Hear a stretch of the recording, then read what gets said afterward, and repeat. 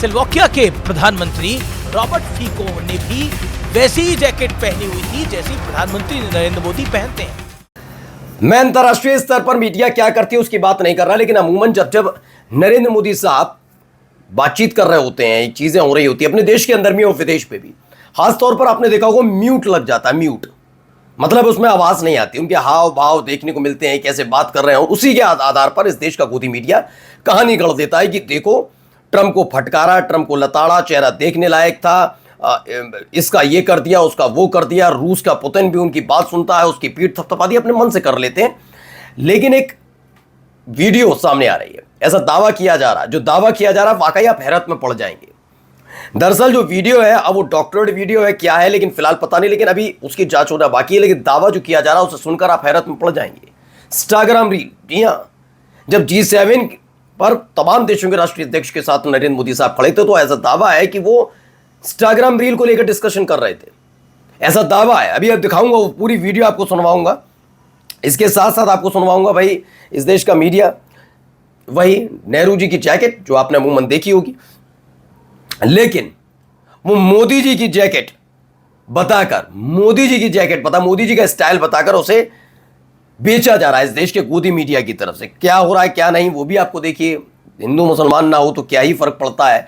जहांगीर खान के साथ जो टीएमसी के नेता के साथ किया जा रहा है, किस तरह से परेड कराई जा रही है पश्चिम बंगाल के अंदर, उसको लेकर मुसलमानों ने मोर्चा खोल दिया है।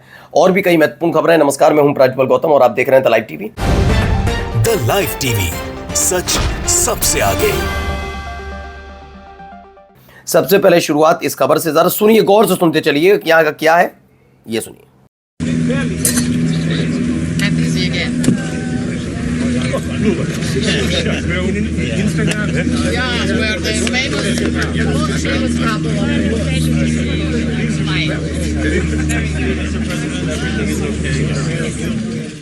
तो खबर यह है, जैसे उमाशंकर सिंह हैं, उन्होंने इस वीडियो को साझा किया है, उन्होंने भी खुद इसका फैक्ट चेक नहीं किया, उन्होंने भी कहा कि इसके बारे में पता होना चाहिए, सहसा भरोसा नहीं हो रहा।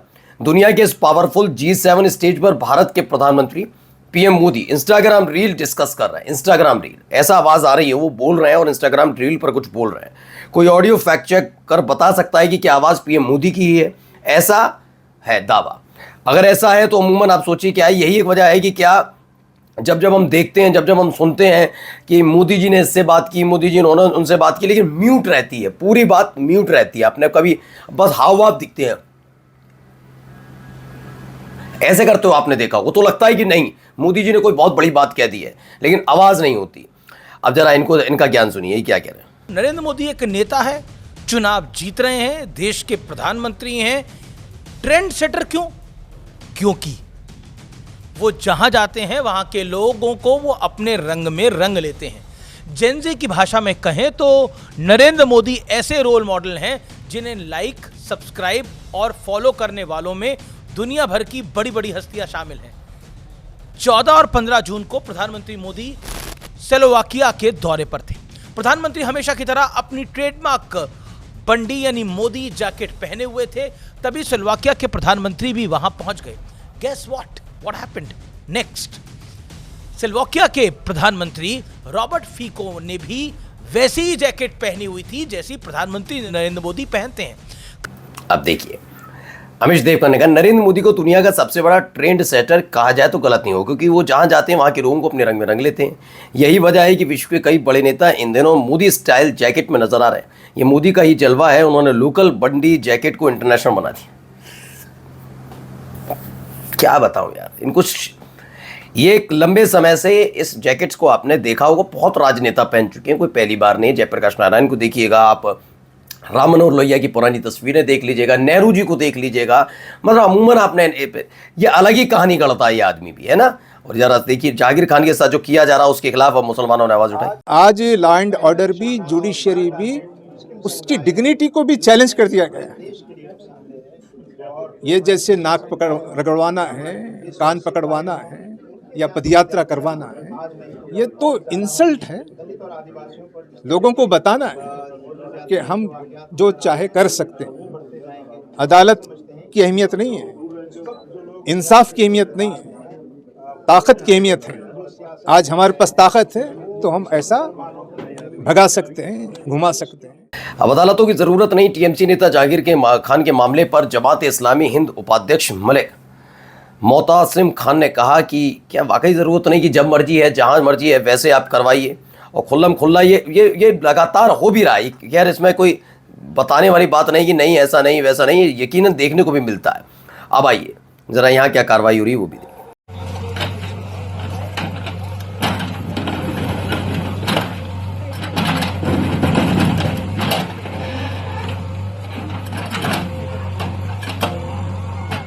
तो मुरादाबाद में सरकारी जमीन पर बनी मस्जिद को बुलडोजर से ढहा दिया गया। ये भूमि खाद गड्ढे की श्रेणी में ग्राम सभा के स्वामित्व की थी।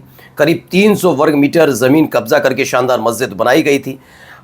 कब्जा करके इन्होंने, नरेंद्र प्रताप है, उन्होंने ये बताया है कि ग्राम सभा की थी और 300 वर्ग मीटर हो सकता है कब्जा करके बनाई गई हो। क्या है, क्या इस देश में सिर्फ मस्जिद ही अवैध है? अवैध मंदिरों पर कार्रवाई क्यों नहीं होती? ये सवाल पूछना भी जुर्म माना जाएगा। ऐसा मत करा करें, सवाल ना पूछा करें। जो चल रहा है उस पर खुशी मनाएं, आप भी मनाएं, क्योंकि रुकने वाला तो कहीं से है नहीं, आप भी जानते हैं। ये मैं यूँ ही नहीं कह रहा हूँ, उसको अदरवाइज मत लीजिए, लेकिन इस देश में क्या ये सब चीज़ें रुकने वाली हैं? आपको लगता है ये सब चीज़ें रोकने के लिए कोई बैठा है? अब आइए यहाँ देखिए यहाँ क्या होता है।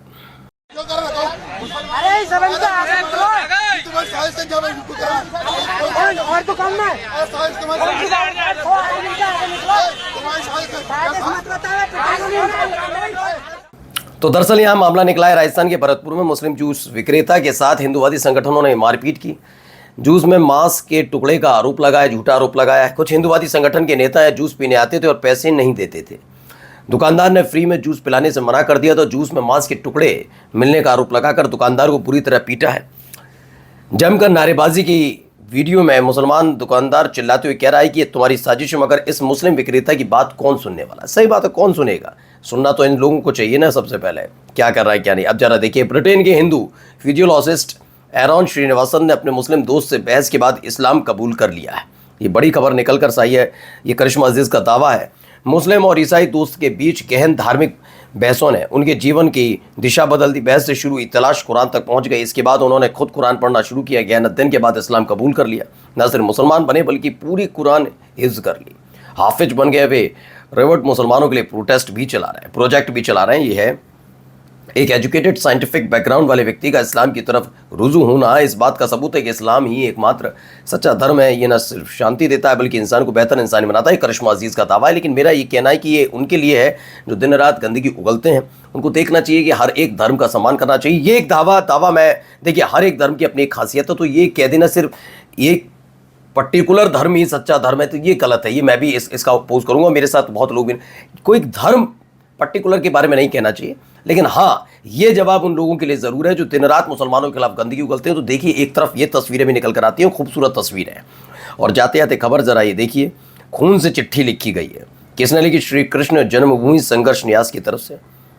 श्री कृष्ण जन्मभूमि मंदिर मथुरा में दान में के रुपए चढ़ावा, आभूषणों को सीसीटीवी कैमरे बंद करके प्रबंध कमेटी वाले लोग बंदर बाट करके करोड़ों की गाड़ियां और कोठियों में प्रस्थान कर गए।